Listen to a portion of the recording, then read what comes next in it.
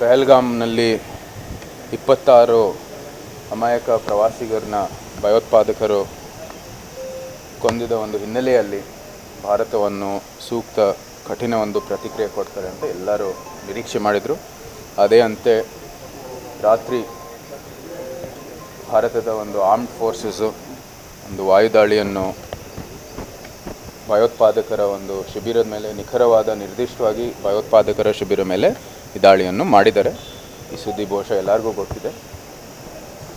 ನಾವು ಭಾರತ ಒಂದು ಸೂಕ್ತ ಪ್ರತಿಕ್ರಿಯೆ ಕೊಟ್ಟಿದೆ ಮತ್ತು ಭಯೋತ್ಪಾದನೆಯನ್ನು ನಾವು ಯಾವತ್ತೂ ಅದಕ್ಕೆ ಅವಕಾಶವನ್ನು ಕೊಡಬೇಕಾಗಿಲ್ಲ ಅಂತ ಒಂದು ಸೂಕ್ತ ಒಂದು ಉತ್ತರವನ್ನು ಕೊಟ್ಟಿದ್ದಾರೆ. ವಿಶ್ವಕ್ಕೆ ಇದು ಲಾಭ ಆಗುವಂಥದ್ದು ಯಾತಕ್ಕಂದರೆ ಭಯೋತ್ಪಾದನೆಯಿಂದ ಯಾರಿಗೂ ಕೂಡ ಲಾಭ ಆಗೋದಿಲ್ಲ. ಇಂಥ ಭಯೋತ್ಪಾದಕರು ನಾವು ಇಡೀ ಒಂದು ಏನು ವಿಶ್ವದ ಮುಖ್ಯದಿಂದ ನಾವು ರಿಲೀಸ್ ಮಾಡಬೇಕಾಗಿರೋದಂತೂ ಅತಿ ಅವಶ್ಯ.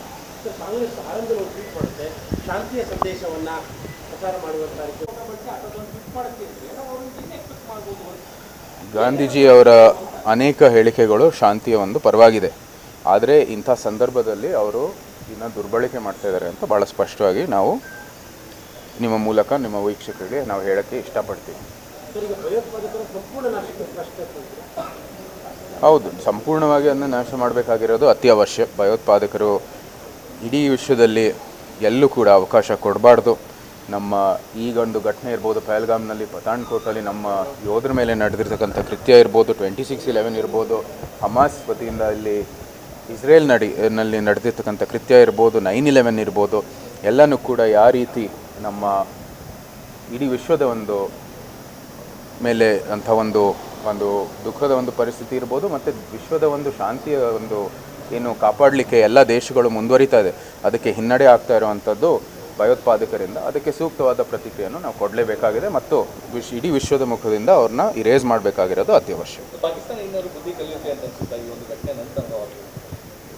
ಅದು ನೀವು ಪಾಕಿಸ್ತಾನವ್ರಿಗೆ ಕೇಳಬೇಕಾಗಿದೆ. ನೋಡಿ, ನಮ್ಮ ಇತಿಹಾಸದಲ್ಲಿ ಎಲ್ಲರನ್ನೂ ನೋಡಿದ್ದಾರೆ ಮತ್ತು ಬೇಕಾದಷ್ಟು ಪಾಕಿಸ್ತಾನದ ನಾಯಕರನ್ನು ನಾವು ಉಲ್ಲೇಖ ಮಾಡಬಹುದು. ಅವರು ಭಯೋತ್ಪಾದಕರನ್ನು ಒಂದು ಯಂತ್ರ ಆಗಿ ಬಳಸ್ತಾ ಬಂದಿದ್ದಾರೆ, ಭಯೋತ್ಪಾದಕರ ಪೋಷಕರಾಗಿ ಅವರು ಮುಂದುವರಿತಾ ಬಂದಿದ್ದಾರೆ. ಈ ಸಂದರ್ಭದಲ್ಲಿ ನಾವು ಇಂಥ ಒಂದು ಉತ್ತರ ಕೊಟ್ಟಿದ್ರೂ ಸಹ ಅವರು ಬುದ್ಧಿ ಕಲಿತಾರೋ ಇಲ್ವೋ ಪಾಕಿಸ್ತಾನಿಗೆ ಕೇಳಬೇಕಾಗಿದೆ. Thank you.